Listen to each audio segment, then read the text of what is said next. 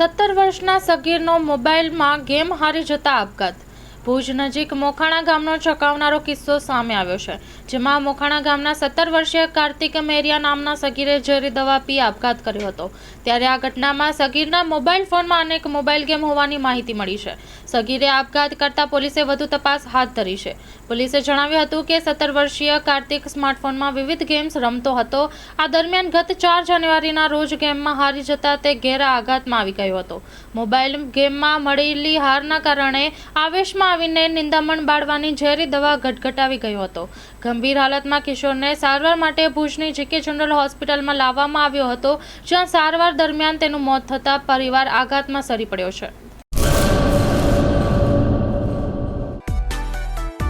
માં motor driving, safe and sure driving. Driving એ શોખ સાથે આપની મોટી જવાબદારી પણ છે. અમારા ઇન્સ્ટ્રક્ટર દ્વારા સચોટ અને સરળ માર્ગદર્શન. આપની રોજની તાલીમની માહિતી મેળવીને શું અધુરાશ છે એના ઉપર પૂરું ફોકસ કરાય છે.